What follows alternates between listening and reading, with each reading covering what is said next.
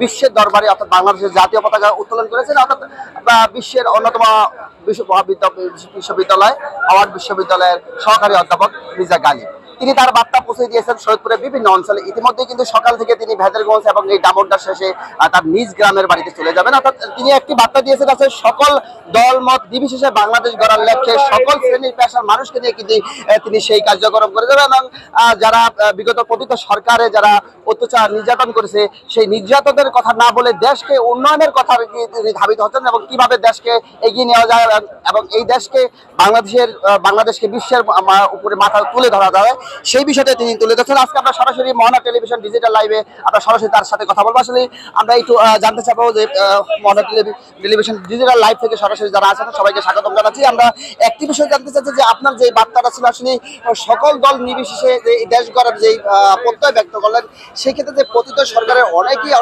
ক্ষেত্রে আছে তাদের বিষয়ে কোনো বক্তব্য আছে কি সুনির্দিষ্ট? আমি মনে করি সরকার এবং সকল বড় বড় রাজনৈতিক দল তাদের একসাথে আলাপ আলোচনা করা উচিত। ক্ষুদ্র দলীয় স্বার্থের উপরে উঠে জুলাইয়ের গণ অভ্যুত্থানে পুরো জাতির যে আকাঙ্ক্ষা ছিল সেটিকে সামনে রেখে আমাদের সামনের দিনের রাজনীতি বিনির্মাণ করতে হবে। এটি হচ্ছে আমাদের টার্গেট। জানিয়ে রেখেছি যে ইতিমধ্যে কিন্তু অনেক ক্ষেত্রে অনেকেই তাদের সেই স্বৈরাচারী আচরণ কিন্তু এখনো অব্যাহত রেখেছে অন্য কোনো বড় বড় দলের। সেই ক্ষেত্রে আপনাদের জাতীয়তাবাদী দল সহকারে অন্যান্য দলও আছে এবং সেই ক্ষেত্রে ইসলামিক দলগুলো তাদের বার্তাটা কি থাকবে সাধারণ মানুষের মাঝখানে?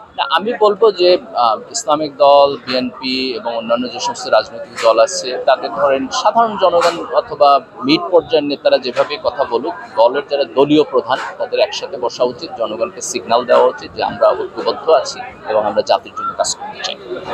ধন্যবাদ। দর্শক মণ্ডলী, আরেকটু জানিয়ে রেখি যে এই দাঁড়িপাল্লা মার্কা কিন্তু তারা প্রতীক ফিরে পেয়েছে এবং তাদের যে দাঁড়িপাল্লা মার্কা ছিল সেই প্রতীক ফিরে পাওয়ার পরে আজকে কিন্তু ছোট ছোট মিছিলে কিন্তু এই দামোদর আলিম ফাজিল মাদ্রাসাটি কানায় পরিপূর্ণ হয়ে যায় এবং তাদের একটি বার্তা যে তাদের যে প্রার্থী ছিল শরীয়তপুর 3 আসনে তিনি উপস্থিত ছিলেন, যারা আমির ছিলেন এবং থানা আমিরের সকলের সমন্বয়ে কিন্তু আজকের এই প্রোগ্রামটি অনুষ্ঠিত এবং সর্বশেষ এই ছিল আমার কাছে তথ্য।